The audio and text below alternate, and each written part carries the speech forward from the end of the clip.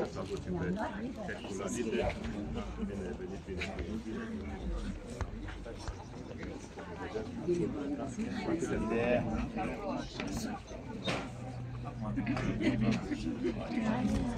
Ia florile. Ia florile. Ia florile.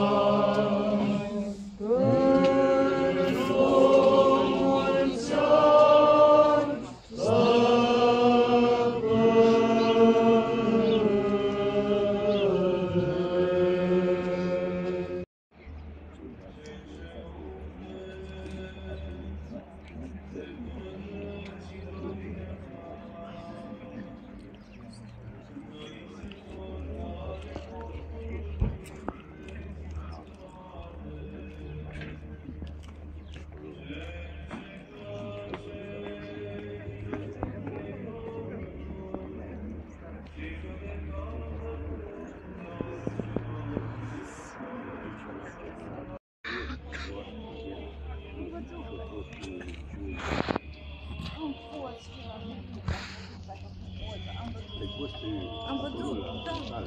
Am fost în biserică.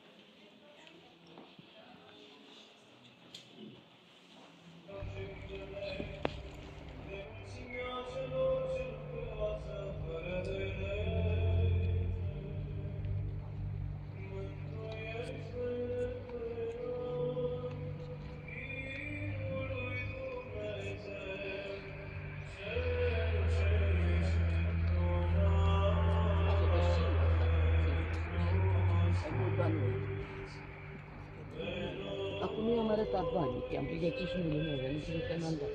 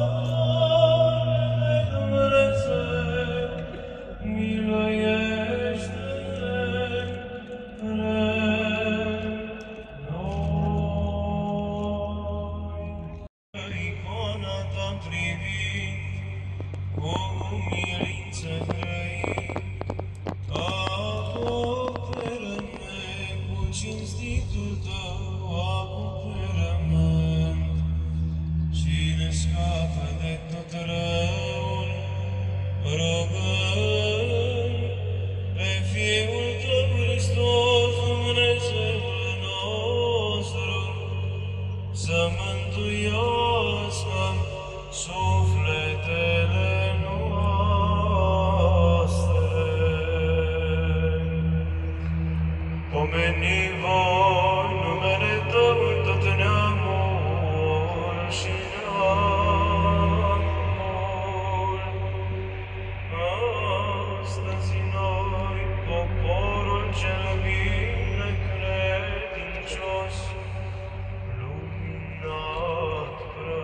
miluiește noi. Umbriți fi prin venirea ta, Maica lui Dumnezeu.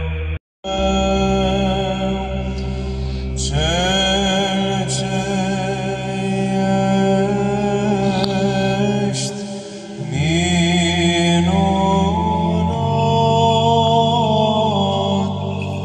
într-o sfinți preot,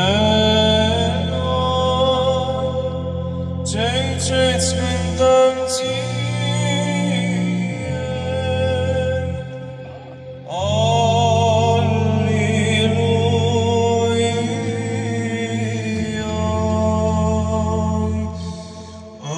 Astăzi noi popornicii Sfinților cuvioși Iosif și Chiriac de la Bisericani, unul luminător al chinei s-a arătat prin rugăciunea cea înaltă, și acum și pururea și în vecii vecilor. Amin. Cel mai înainte de veci. Domnului să ne rugăm. Doamne, miluiește! Că sfânt ești, Dumnezeul nostru, și ție slavă înălțăm, Tatălui și Fiului și Sfântului Duh, acum și pururea. Doamne, mântuiește pe cei bine credincioși! Caută din cer și vezi, și cercetează lumea aceasta pe care a zidit-o dreapta ta și o desăvârșește preia.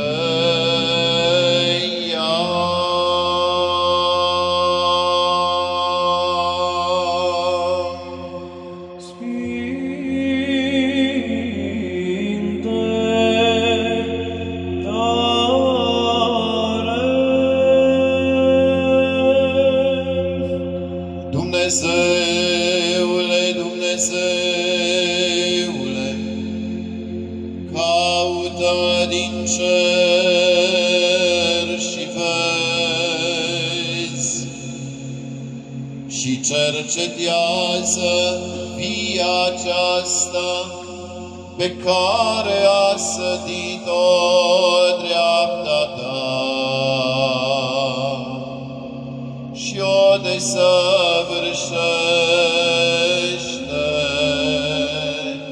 preia.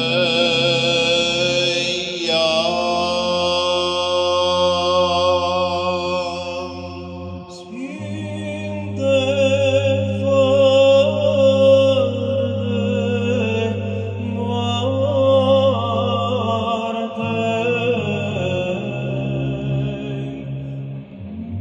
Din cer, Dumnezeule, Dumnezeule, caută și vezi, și cercetează lumea aceasta pe care a zidit-o dreapta ta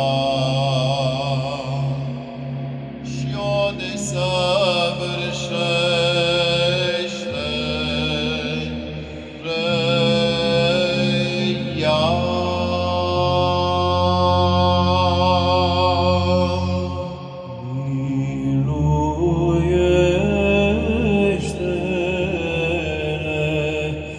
miluiește-ne,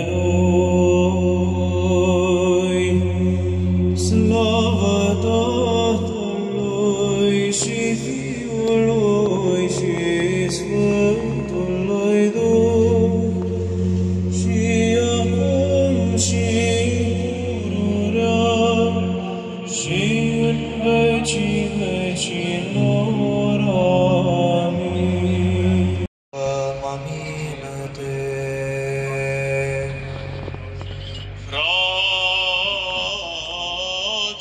Fraților, legea ne-a fost călăuză spre Hristos, pentru ca să ne îndreptăm din credință. Iar dacă a venit credința, nu mai suntem sub călăuză, căci toți sunteți fii ai lui Dumnezeu, prin credința în Hristos Iisus. Căci câți în Hristos v-ați botezat, în Hristos v-ați îmbrăcat. Nu mai este iudeu nici elin, nu mai este rob nici liber, nu mai este parte bărbătească și parte femeiască. Pentru că voi toți una sunteți în Hristos Iisus. Iar dacă voi sunteți al lui Hristos, sunteți deci urmașii lui Avram, moștenitori după făgăduință.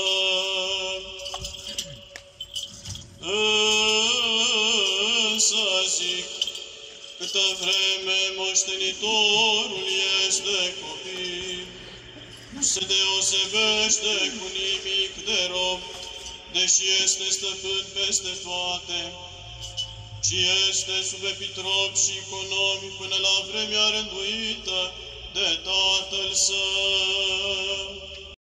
Iar Marta se silea cu multă slujire și apropiindu-se a zis, Doamne, oare nu socotești că sora mea m-a lăsat singură să slujesc?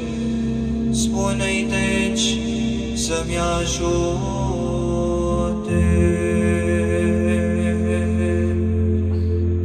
Și răspunsând Domnul i-a zis, Marto, Marto, te îngrijești și pentru multe te silești, dar un singur lucru trebuie, căci Maria partea cea bună și-a ales, care nu se va lua de la ea.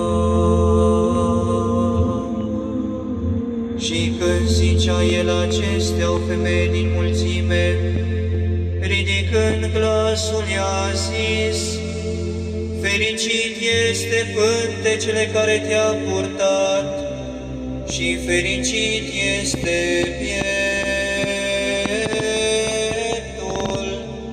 la care ai subt.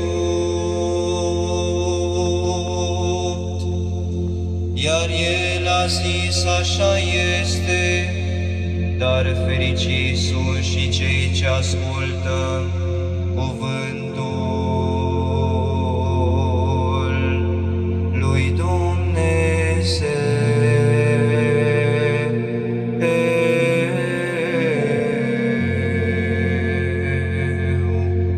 și îl păzesc pe el. Pace ție, binevestitorule.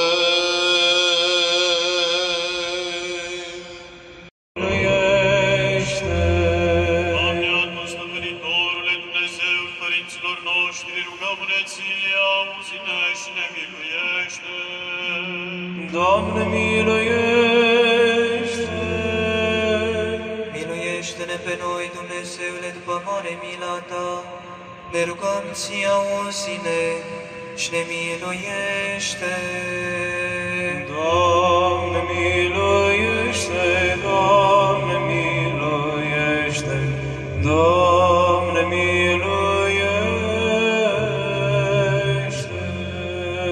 Încă ne rugăm pentru preasfințitul Părintele nostru Lucian.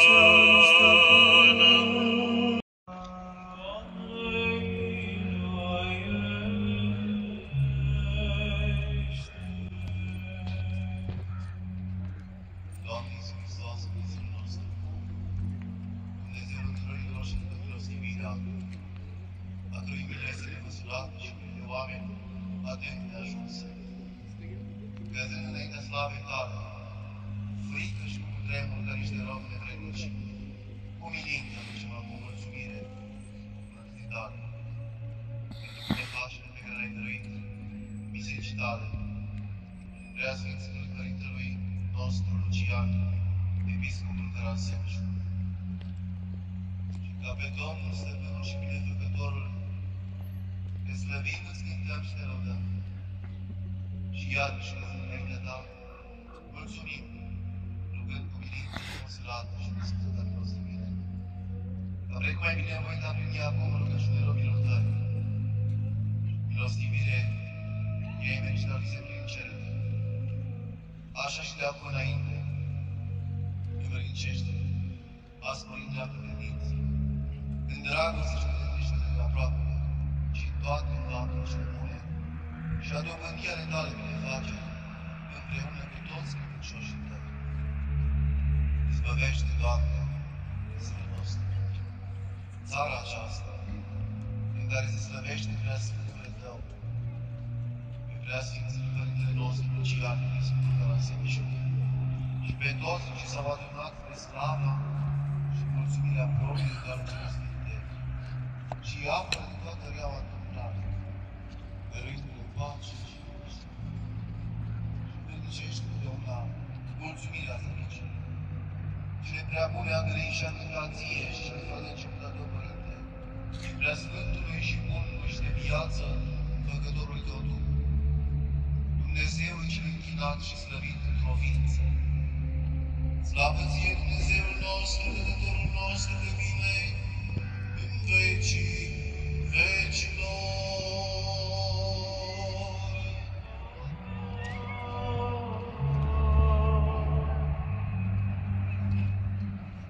De Dumnezeu, miluiește-ne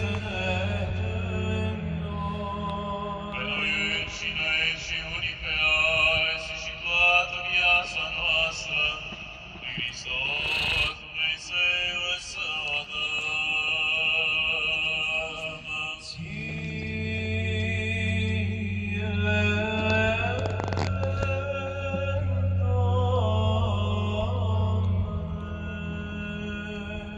Îndurările unuia născut Fiului Tău, care ești binecuvântat, împreună cu Preasfântul și bunul și de viață Făcătorul Tău Duh, acum și pururia și în vecii vecilor.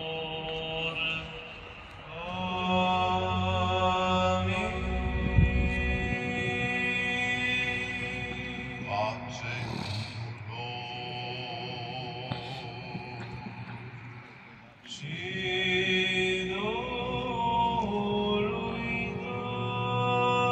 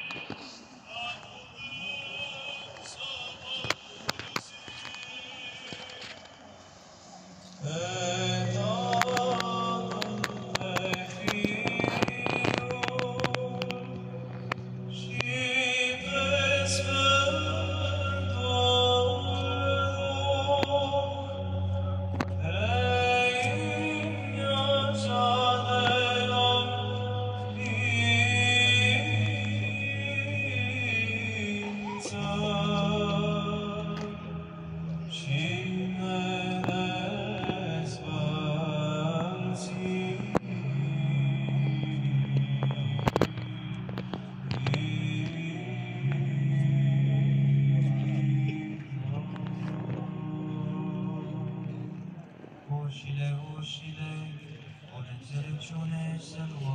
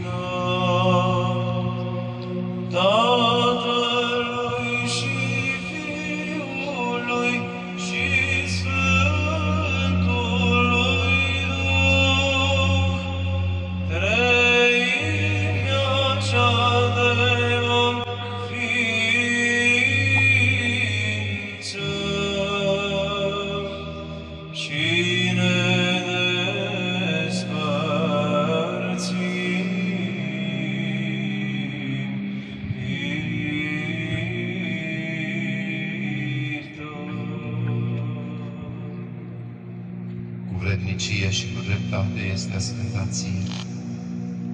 Pe tine a te binecuvânta, pe tine a te lăuda, ție-ți mulțumi, ți-a ne închina în tot locul stăpânirii tale. Căci Tu ești Dumnezeu negrăit și necuprins cu gânduri, nevăzut, neajuns, pururea fiind și același fiind. Tu și unul născut Fiul Tău și Duhul Tău cel Sfânt. Tu din neființă la ființă ne-ai dus pe noi și căzând noi, iarăși ne-ai ridicat și nu te-ai depărtat, toate făcându-le, până ce ne-ai suit la cer și ne-ai dăruit împărăția Ta ceva să fie. Pentru toate acestea mulțumim Ție și unii a născut Fiului Tău și Duhului Tău cel Sfânt. Pentru toate pe care le știm și pe care nu le știm. Pentru binefacerile Tale cele arătate și cele nearătate ce ni s-au făcut nouă. Mulțumim Ție și pentru liturghia aceasta, pe care binevoit o primit din mâinile noastre, deși stau înaintea Ta mii de arhangheli și zeci de mii de îngeri, heruvimice cu ochi mulți și serafimice cu câte 6 aripi, care se înalță, spune: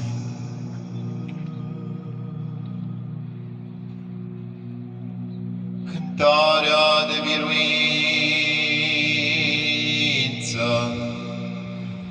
cântând, strigând,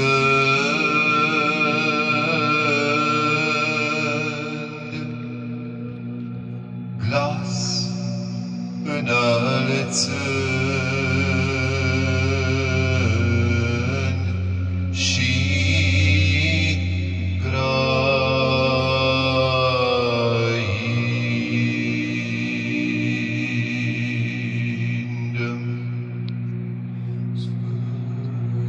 Sfânt, Sfânt, Sfânt Domnul Sabaoth, plin este cerul și pământul de mărirea Ta, Osana întru cei de sus. Binecuvântat este Cel ce vine într-un numele Domnului, Osana întru cei de sus. Cu aceste fericite puteri și noi, iubitorule de oameni, stăpâne, strigăm și grăim: Sfânt ești și prea sfânt, Tu și unul născut Fiul Tău și Duhul Tău cel Sfânt.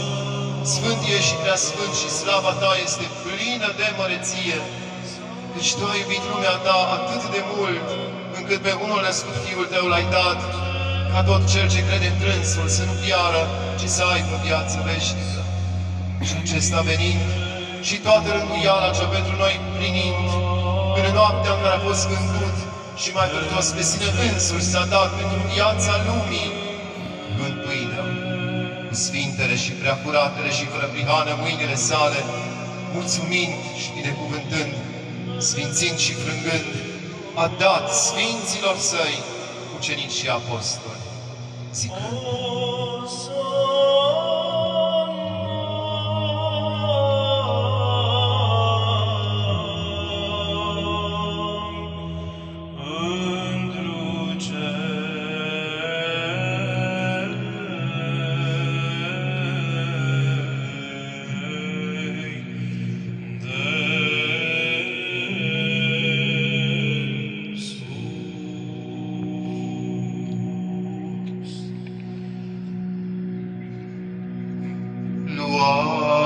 luați, mâncați, acesta este trupul meu, care se frânge pentru voi, spre iertarea păcatelor.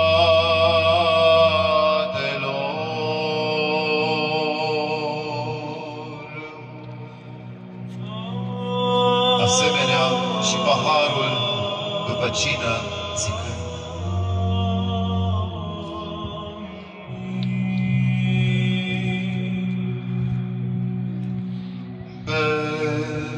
beți dintr-o acesta toți, acesta este sângele meu, al legii celei noi, care pentru voi și pentru mulți se varsă spre iertarea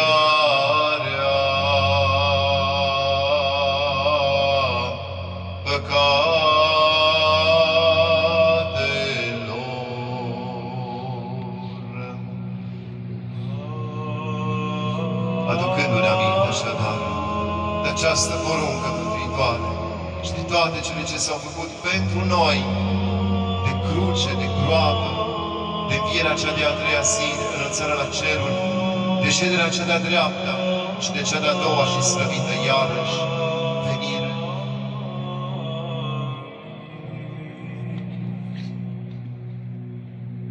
ale tale,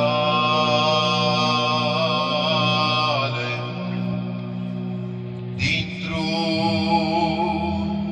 ale tale,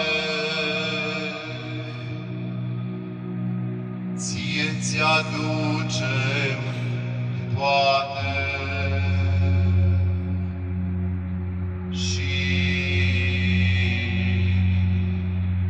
pentru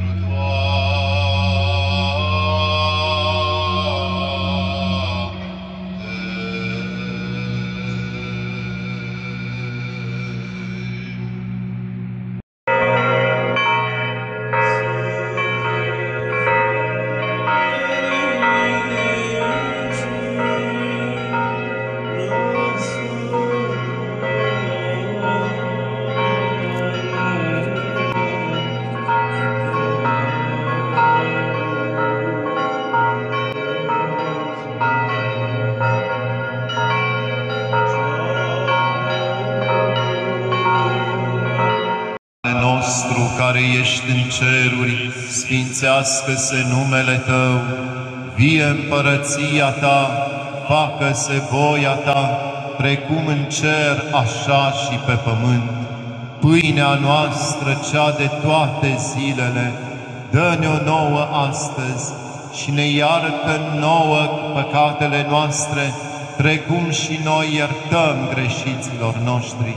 Și nu ne duce pe noi în ispită, ci ne izbăvește de cel rău. Ca Ta este împărăția și puterea și mărirea Tatălui și a Fiului și a Sfântului Duh, acum și pururea și în vecii vecilor.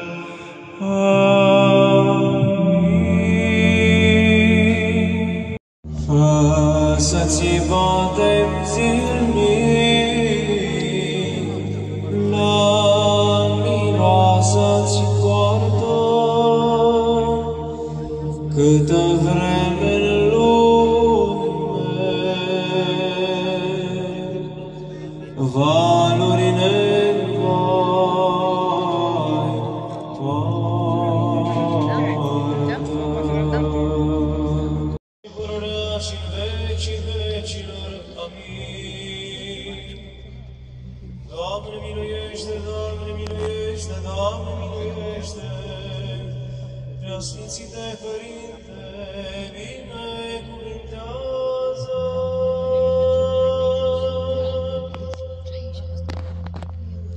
Hristos, adevăratul Dumnezeul nostru, pentru rugăciunile preacuratei Maicii sale, cu puterea cinstitei și de viață făcătoarei cruci, cu rugăciunile celui între sfinți, Părintelui nostru Ioan Gură de Aur, Arhiepiscopul Constantinopolului, a cărui sfântă liturghie am săvârșit, ale Sfântului Ierar Iosif cel Nou de la Pardoș, ocrotitorul Banatului, cu rugăciunile Sfântului Cuviosului Părintelui nostru, Calistrat de la Timișeni și Vasiova, ale Sfântului Apostol Anania, unul din cei 70 de ucenici, și ale Sfântului Roman Melodul, și cei împreună cu dânsii, a căror pomenire astăzi o săvârșim, ale Sfinților Drepților Dumnezeiești Părinți Ioachim și Ana, și pentru ale tuturor Sfinților, să ne miluiască și să ne mântuiască pe noi, ca un bun și de oameni iubitori. vieță. Și ea este încărcată cumva duhovnicește de faptul că prăznuim minunea care s-a petrecut în Vlaherne, dar în același timp s-a mai petrecut ceva în urmă cu 25 de ani. Și este o sărbătoare eparhiei noastre. Pentru că în urmă cu 25 de ani, prin voința Domnului și prin chemare, Părintele nostru Lucian, Părintele Episcop Lucian, a fost chemat la slujirea arhierească. Și iată, Preasfințite, pot să spun așa, îmi imaginez cumva, fiind în spațiul acesta, în toposul acesta, îmi permit cumva să fac o amintire și o pomenire de Evanghelia ce am citit-o duminică, duminica 18 după Rusalii, cum este cunoscută ea în rânduiala tipiconală, pe parcă suntem pe lacul Genizaretului sau Marea Galilei. Anul trecut, când a fost seara și am privegheat, am spus că parcă am fi pe muntele Curun Hatin, muntele fericirilor. Ei, astăzi, parcă suntem într-adevăr pe lacul Genizaret, avem, iată, dascălul împreună cu noi, suntem în această construcție din lemn care seamănă cu o embarcațiune și în același timp, iată că avem credincioșii care stau și împreună cu noi se roagă, dar în același timp împreună cu noi sunt ascultători. Și este mare lucrul acesta pentru că, în primul rând, dorim toți cei care suntem prezenți, atât credincioși, cât și obștea mănăstirii, ostenitorii de aici, să vă mulțumim.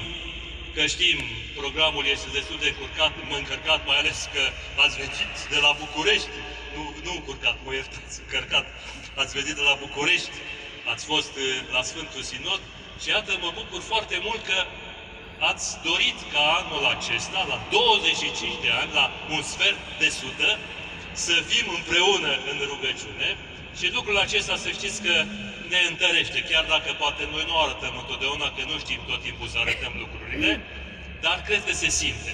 Pentru că cel care este cu inima să zic așa, în lucrarea aceasta duhovnicească simte toate lucrurile acestea. Și mă bucur de lucrul acesta și stau și mă gândesc așa în perspectivă, 25 de ani. Este o viață de om. În 25 de ani mă uitam că sunteți înconjurat de majoritatea celor pe care i-ați hirotonit Preasfinția voastră. Deci, prin mâinile dumneavoastră, curgând mai departe harul acesta, ca și primire, să zic, ca și dar de la Hristos Mântuitorul nostru. De asemenea, în acești 25 de ani, de fapt, ați găsit o eparhie în tranziție, care era la început. Începuseră tot felul de construcții, tot felul de proiecte, dar ați fost nevoit să preluați toată această ostenială. Și stau și mă gândesc ca o încununare foarte interesant cum Dumnezeu a rânduit, pentru că lucrurile acestea nu au fost programate în urmă cu 25 de ani ca să se petreacă acum, după 25 de ani, canonizarea unui Sfânt. A fost în mijlocul nostru, așa cum și Mântuitorul Iisus Hristos întotdeauna este în mijlocul nostru când ne adunăm în numele Lui. Unde sunt 2 sau 3 adunați în numele meu, sunt și eu în mijlocul lor. Ați lepădat, iubiți frați și surori, toată grija lumească și ați venit în număr mare la mănăstirea Maicii Domnului de la Brebu. Vă mulțumim că sunteți alături de Biserica moșilor și strămoșilor noștri. Vă mulțumim că mărturisiți prin cuvânt și fapt dreapta credință. Vă mulțumim că sunteți creștini, drept măritori, practicanți, activi, dinamici. Nu sunteți indiferenți la chemarea Mântuitorului Hristos și la chemarea Bisericii. Nu sunteți indiferenți când este vorba de rugăciune și mai ales de Sfânta și Dumnezeiasca liturghie. Chiar dacă astăzi e o zi lucrătoare, pentru noi toți este o mare sărbătoare. Este sărbătoarea acoperământul Maicii Domnului. O sărbătoare care străbate veacurile din epoca bizantină până astăzi. Iubiți frați și surori, în vremea împăratului bizantin Leon cel Înțelept, în cetatea împărătească a lui Constantin cel Mare s-a întâmplat o minune. Preoții, monahii, credincioși erau adunați la rugăciune, cum spuneam, într-o zi de duminică, 1 octombrie. Sfârșitul secolului al IX-lea, începutul secolului al X-lea. Și deodată, spune sinaxarul sărbătorii de astăzi, pe la ceasul al 4-lea din noapte,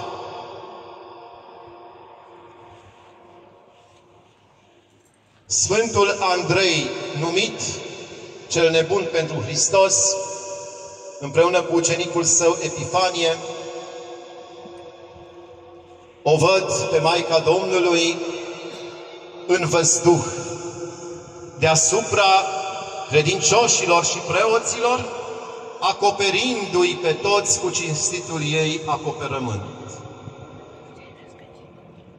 Biserica era arhiplină,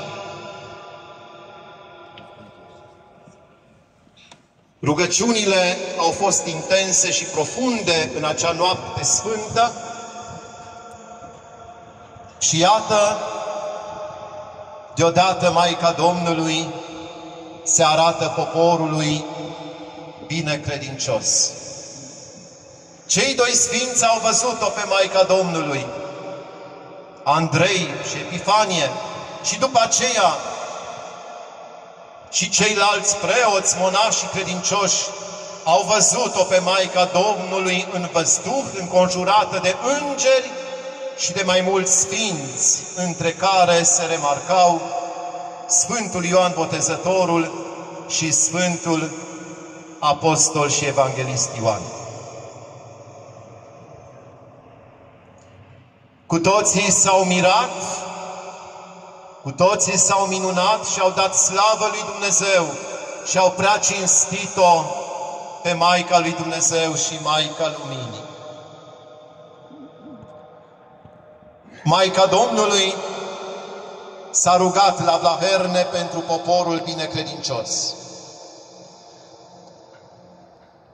A rostit o rugăciune către Fiul ei iubit. O rugăciune în care Maica Domnului îl implora pe Fiul lui Dumnezeu și pe Fiul ei iubit să aibă grijă de poporul care se roagă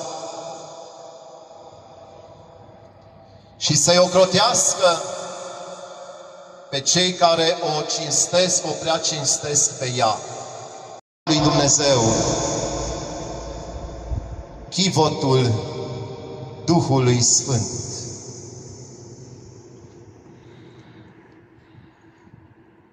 Iubit popor creștin al lui Dumnezeu, această sărbătoare poate fi interpretată și într-un sens mai larg. Astăzi ne-am simțit ocrotiți de Maica Domnului. Astăzi ne-am simțit bine aici. Cum spunea și Părintele Macarie, parcă am fi într-o corabie, altarul de vară seamănă cu o corabie și dumneavoastră, iată, sunteți pe malul Mării Galilei și Mântuitorul Iisus Hristos este în mijlocul nostru, iar Maica Domnului ne acoperă cu cinstitul ei acoperământ. Ne-am simțit bine astăzi aici. Și putem exclama împreună cu Petru: Doamne, bine ne este nouă să fim aici. De fiecare dată când suntem la biserică, la liturghie, putem exclama cu Sfântul Apostol Petru. Pentru că întotdeauna la biserică, la liturghie mai ales, ne simțim ca pe tabor. Dar, prin extensie, iubiți frați și surori, putem spune că întotdeauna Maica Domnului ne ocrotește, nu numai la sărbătorile în cinstea ei, nu numai când venim la liturghie, nu numai astăzi, la această sărbătoare atât de importantă, acoperământul Maicii Domnului. Maica Domnului ne ocrotește și ne acoperă cu cinstitul ei acoperământ în toată vremea și în tot ceasul. 1 octombrie, partea cea bună, împreună cu Maria, sora Martei și sora lui Lazar. Cu toții am ales partea cea bună.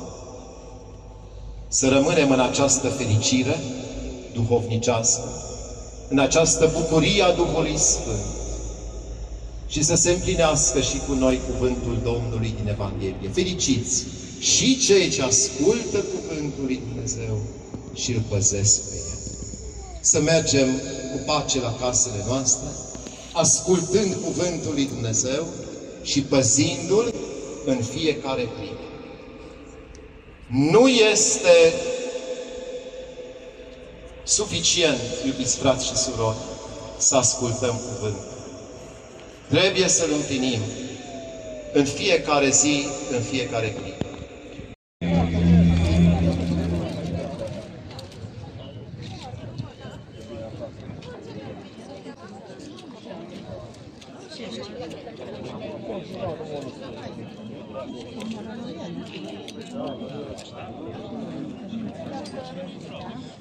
Bine